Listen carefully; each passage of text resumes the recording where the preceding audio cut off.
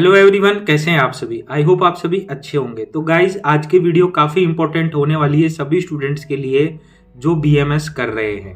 तो आपको जैसा कि पता है, कुछ टाइम पहले एनसीआईएसएम ने बीएमएस एग्जाम्स रूल्स के अंदर चेंजेस किए थे। पहले जो सीसीआईएम थी उसके बीएमएस के एग्जाम्स रूल्स अलग थे और अब जो कमेटी है एनसीआईएसएम, इसके बीएमएस के एग्जाम्स रूल्स अलग है। तो अभी कुछ टाइम पहले एक नोटिस आया था एनसीआईएसएम की तरफ से ऑड बैच स्टूडेंट्स के लिए। उसके रिगार्डिंग मैंने वीडियो भी डाली थी डिटेल में और मैंने आपको सारी चीज़ें समझाई थी वहाँ पर। लेकिन बहुत सारे स्टूडेंट्स की ये डाउट रह गया था कि भैया जब हम 6 महीने बाद वापस से एग्ज़ाम देंगे, अगर हमारे बैक आ जाती है तो हमारे साथ क्या क्या सिनेरियो होंगे। तो आज का जो वीडियो है वो काफ़ी डिटेल में रहेगा, जिसके अंदर मैं आपको सारे सिनेरियोज बताऊँगा कि अगर आपके बैक आती है तो क्या होगा, अगर आपके एक सब्जेक्ट में बैक है तो क्या होगा, 2 में है तो क्या होगा। सारे सिनेरियो के बारे में हम यहाँ पर बात करेंगे। तो एक एक करके मैं यहाँ पर आपको सारी चीज़ों को समझाता हुआ चलता हूँ। तो सबसे पहली बात आपको ये पता है, अकॉर्डिंग टू एनसीआईएसएम जो बीएमएस का जो सबसे पहला बैच है वो कौन सा है, 2021 का सबसे पहला बैच है अकॉर्डिंग टू एनसीआईएसएम। अब जो 2021 बैच है बीएमएस का, उसका जो रिजल्ट है वो अभी कुछ दिनों पहले आ गया है। लगभग सारी स्टेट्स में रिजल्ट आ गए हैं और सभी स्टूडेंट्स को अपना रिजल्ट भी पता है आपका क्या रिजल्ट आया है। अब बहुत सारे स्टूडेंट्स के जो है वो एक सब्जेक्ट में या 2 सब्जेक्ट में या 2 से ज़्यादा सब्जेक्ट्स में भी बैक आई है। तो रिजल्ट आने के बाद क्या क्या कंडीशन बनती है, उन कंडीशन के बारे में मैं यहाँ पर सबसे पहले चर्चा करूँगा आप सभी के से। तो जो सबसे पहली कंडीशन बनती है आपके सामने वो ये बनती है, आप सारे सब्जेक्ट्स में पास हो। तो अगर आप सारे सब्जेक्ट्स में पास हो तो सभी को कॉन्ग्रेचुलेशंस, आप सेकेंड ईयर में क्या हो चुके हो, प्रमोट हो चुके हो। तो ये जो कंडीशन है ये अगर कोई स्टूडेंट फुलफिल करता है तो उसके लिए कोई हेडेक वाली बात नहीं है। लेकिन जो सेकंड कंडीशन है और जो थर्ड कंडीशन है वो काफ़ी इंपॉर्टेंट है और यही 2 ऐसी कंडीशंस है वो स्टूडेंट्स के अंदर बहुत ज़्यादा डाउट पाल रही है। मतलब तो आज के ये जो वीडियो है वो डिटेल में इसी वजह से है क्योंकि आपके जो सारे डाउट्स हैं वो यहीं क्लियर हो जाएंगे। तो देखो, यहाँ पर अगर आपके 1 या 2 सब्जेक्ट में अगर बैक आती है तो क्या होगा, तब भी आप क्या कर दिए जाओगे, सेकेंड ईयर में प्रमोट कर दिए जाओगे। आपको फेल की गिनती में नहीं गिना जाएगा, आपको गिना जाएगा 80 की गिनती में। और आपको क्या करना होगा, सप्लीमेंट्री एग्जाम देके आपको जो भी आपके 1 या 2 सब्जेक्ट में बैक है उसको क्लियर करना होगा और साथ ही साथ में आपकी सेकेंड ईयर भी चल रही होगी वहाँ पर। तो इन स्टूडेंट्स के लिए भी ज़्यादा प्रॉब्लम नहीं है। अब जो थर्ड कंडीशन है, इन स्टूडेंट्स को समझ में नहीं आ रहा है कि हमें करना है तो क्या करना है, किस तरीके से हमें तैयारी करनी है। तो जिन भी स्टूडेंट्स के 3 सब्जेक्ट या उससे ज़्यादा 4 या 5 सब्जेक्ट्स में भी बैक है तो उन स्टूडेंट्स के लिए एक बैड न्यूज़ है। वो जितने भी स्टूडेंट्स होंगे वो सेकेंड ईयर के अंदर प्रमोट नहीं करे जाएंगे और उन्हें क्या करना होगा, पहले सप्लीमेंट्री एग्जाम देना होगा। अब ये जो सप्लीमेंट्री एग्जाम है आप देख सकते हो, यहाँ पर सेकंड कंडीशन के अंदर भी सप्लीमेंट्री एग्जाम देना है और थर्ड कंडीशन के अंदर भी क्या देना है, सप्लीमेंट्री एग्जाम देना है। अब ये जो सप्ली एग्जाम होगा ये 6 महीने बाद होगा। 6 महीने बाद कब, जब आपका एग्जाम हुआ था उससे 6 महीने बाद, ना कि रिजल्ट से 6 महीने बाद। इस चीज का भी आप ध्यान रखना। अभी कुछ टाइम पहले गुरु गोरखनाथ का रिजल्ट आया है 10-15 दिन पहले, तो उसके रिजल्ट के अंदर भी आप देख सकते हो कि काफी बच्चों के बैक आई है या काफी बच्चों का जो रिजल्ट है वो इतना अच्छा नहीं रहा है। तो वो स्टूडेंट्स भी मेरे से यही पूछ रहे थे कि भैया हमें जो 6 महीने हैं सप्ली एग्जाम के लिए वो कब से गिनने हैं, रिजल्ट आने के बाद से गिनने हैं या एग्जाम जब लगी थी तब से गिनने हैं। तो जब एग्जाम लगी थी सितंबर में तब से गिनने हैं आपको, यानी कि आपकी जो एग्जाम है वो आपकी मार्च या अप्रैल में होगी। 101% आपकी एग्जाम जो है वो मार्च में हो जाएगी। और जैसे कि महाराष्ट्र हो गया, गुजरात हो गया, कर्नाटका हो गया, उन सभी स्टूडेंट्स की जो एग्जाम है वो अभी के टाइम पर चल रही है सप्ली की, दिसंबर और जनवरी में हो जाएगी यहाँ पर। तो ये जो यूनिवर्सिटीज़ है वो थोड़ी जल्दी चल रही है 1-2 महीने as comparison to Guru Gorakhnath university जो कि यूपी की यूनिवर्सिटी है। तो यहाँ पर आप देख सकते हो उसके बाद के सिनेरियो, जब 6 महीने बाद जब आप एग्जाम दोगे उसके बाद में जो रिजल्ट आएगा उसके सिनेरियो के बारे में मैंने यहाँ पर डिस्कशन करा है। तो अगर आपके 3 से ज़्यादा सब्जेक्ट में बैक आती है वापस से, जब आप वापस से सप्ली का एग्जाम देते हो और वापस से आपके 3 से ज़्यादा सब्जेक्ट में बैक आती है तो आपके पूरी 1 ईयर की बैक लग जाएगी। क्या लग जाएगी, देखो 6 महीने पहले हो गए और 6 महीने अब हो जाएंगे तो कितना हो गया, 1 ईयर का बैक हो गया पूरा। और किसी स्टूडेंट के 2 से कम सब्जेक्ट में बैक रहती है, तो उनके लिए क्या है, सिर्फ और सिर्फ 6 महीने की बैक है। और अगर कोई स्टूडेंट सारे सब्जेक्ट में पास हो जाता है तो उन स्टूडेंट्स के लिए भी क्या है, सिर्फ और सिर्फ 6 महीने की बैक है। अब ये जो कंडीशन है, ये दोनों जो कंडीशन है, इसके अंदर ही स्टूडेंट का सबसे बड़ा डाउट है कि भैया अगर मेरे 5 सब्जेक्ट में या 4 सब्जेक्ट में या 3 सब्जेक्ट में या 2 सब्जेक्ट में या 1 सब्जेक्ट में, इनमें भी बैक है, और अगर मैं ये सारे जो बैक वाले पेपर है वो मैं 6 महीने बाद अगर मैं क्लियर कर लूँ, और क्लियर करने के बाद क्या मेरे फिर भी 6 महीने की बैक रहेगी, तो इसके लिए एक कंडीशन है, वो मैं आपको समझाता हूँ। बहुत ही कम लोगों ने इस कंडीशन पे ध्यान दिया है। आपको जैसा कि पता है अभी के टाइम पे बीएमएस में प्रॉफ सिस्टम चल रहा है, यानी कि जो फर्स्ट ईयर है वो कितने महीने का है, 18 मंथ का है। सेकेंड ईयर भी कितने महीने का है, 18 महीने का है। थर्ड ईयर भी आपके कितने महीने का है, 18 महीने का है। ये चीज़ आप जानते हो ऑलरेडी। तो यहाँ पर आपके लिए एक रूल है, 75% जो अटेंडेंस होती है वो यहाँ पर कंपलसरी होती है। तो अगर आप 75% के हिसाब से जब आप अटेंडेंस गिनोगे तो एब्सेंट जो होती है 25% निकल कर आती है, और वो कितनी होती है, 4.5 महीने की, और आप 1-1.5 महीना हॉलीडे का गिन लो, तो आपको मोटा मोटा 6 मंथ का टाइम मिल जाता है यहाँ पर। तो एक तरीके से देखा जाए तो ये टोटली कॉलेज के ऊपर डिपेंड करता है, वो आपकी जो अटेंडेंस है वो 75% भरता है या नहीं भरता।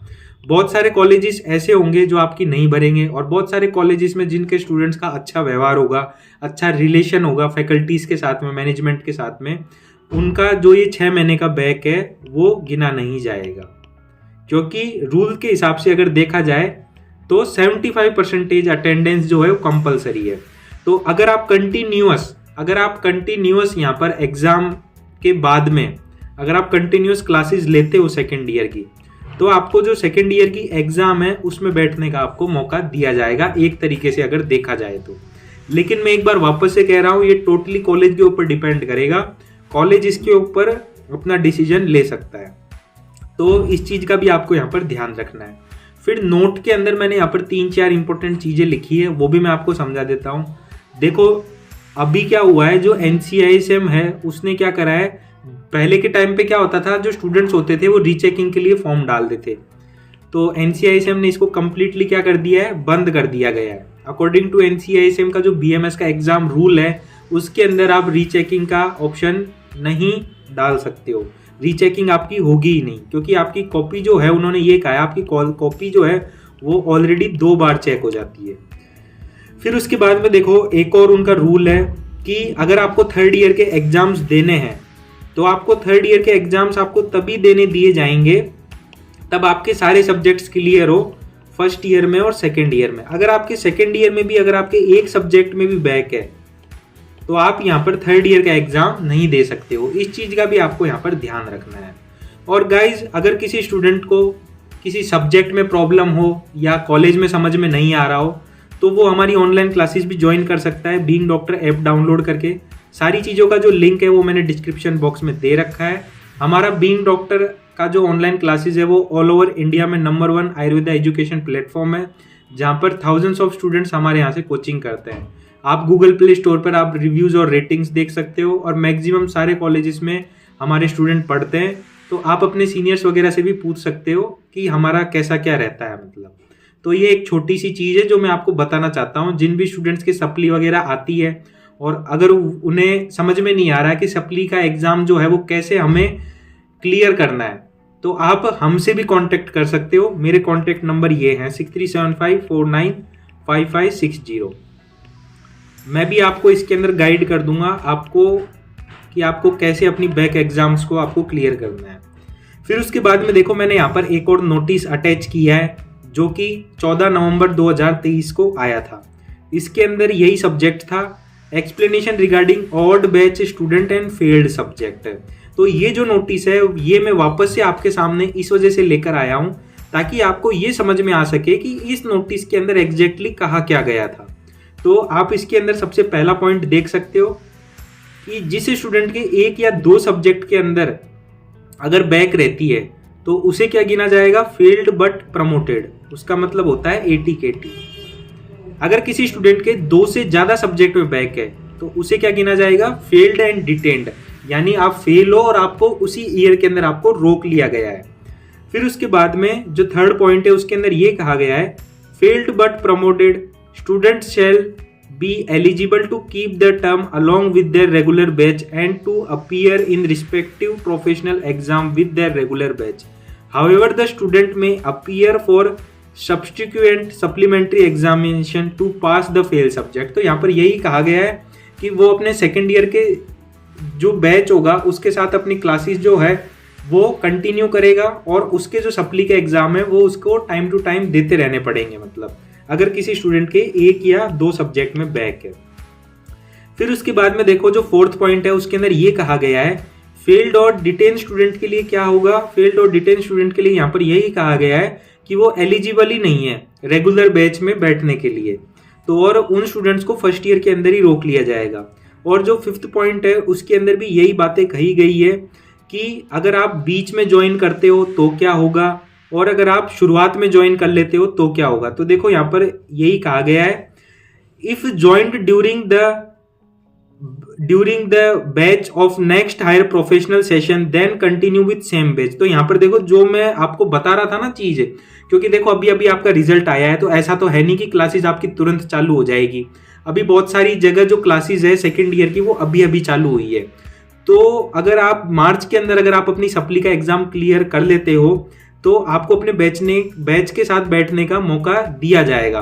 ये टोटली आपके कॉलेज के ऊपर डिपेंड करता है। और ये जो था ना, ये वाला जो पॉइंट था, यही मैं आपको समझाना चाह रहा था, यही पॉइंट काफी इंपॉर्टेंट है। और अगर आप बीच में से ज्वाइन करते हो, जैसे कि 6 महीने बाद भी अगर आप सप्ली का एग्जाम देते हो तब भी आपकी क्लियर नहीं होती है, उसके बाद में आपका 1 साल बाद क्लियर होता है और फिर आप अगर बीच में से बैठते हो तो आपको अपने बैच के साथ एग्जाम नहीं दिया जाएगा। इस चीज का भी आपको ध्यान रखना है। और देखो सबसे लास्ट पॉइंट यही है, बिफोर अपीयरिंग फॉर थर्ड या final profession examination the student shall have to pass the all subject in first and second professional and shall qualify in 9 elective subjects. तो जो बात मैंने आपसे पहले कही थी वही बात मैं यहाँ पर वापस से कह रहा हूँ, और जो भी चीजें मैंने आपको समझाई थी पहले वही बातें मैं आपको आज के इस वीडियो के अंदर वापस से समझा रहा हूँ। अब आपको मोटा मोटा क्लियर हो गया होगा मैं यहाँ पर पिछली बार क्या कहना चाह रहा था। पिछली बार भी मैंने यहाँ पर यही कहा था आप लोगों से, 75% जो अटेंडेंस है वो टोटली कॉलेज के ऊपर डिपेंड करता है। कॉलेज जो है वो आपकी किस तरीके से जो अटेंडेंस है वो कैसे कंप्लीट कर रहा है। और देखो जो मिनिमम पासिंग मार्क्स जो होते हैं ना ईच सब्जेक्ट में, वो कितने होते हैं, 50% होते हैं। जैसे कि जब आप पदार्थ विज्ञान का पेपर देने जाते हो तब वहां पर आपको पेपर 1 और जो पेपर 2 होता है उसमें ये जरूरी नहीं है आपके दोनों के अंदर 50-50 नंबर आने चाहिए। अगर आपके एक पेपर में 40 नंबर है और एक पेपर में 60 नंबर है तब भी आप क्या गिने जाओगे, पास गिने जाओगे। तो ये चीज भी आपको ध्यान रखनी है। और थ्योरी के साथ साथ आपको प्रैक्टिकल एग्जाम्स के अंदर भी पास होना जरूरी है। अगर कोई स्टूडेंट थ्योरी एग्जाम में पास है और प्रैक्टिकल एग्जाम में अगर फेल हो जाता है तब भी वो क्या गिना जाएगा, फेल गिना जाएगा। और 75% मार्क्स से ऊपर अगर आपके क्या आते हैं, मार्क्स आते हैं, तो उस स्टूडेंट के क्या लग जाएगी, डिस्टिंक्शन लग जाएगी। ये चीज भी आपको ध्यान रखना है। और जो सप्लीमेंट्री एग्जाम्स जो होंगे वो 6 मंथ के रेगुलर इंटरवल में होंगे। तो ये सारी बातें जो थी वो मैं आपको बताना चाहता था। आई होप गाइज आपके सारे डाउट्स क्लियर हो गए होंगे। और फिर भी अगर कोई डाउट है तो आप कमेंट सेक्शन में कमेंट करके बता सकते हैं। उन डाउट्स को भी मैं यहाँ पर क्लियर करने की कोशिश करूंगा। तो आज के वीडियो के अंदर इतना ही था। थैंक यू दोस्तों मेरी वीडियो देखने के लिए।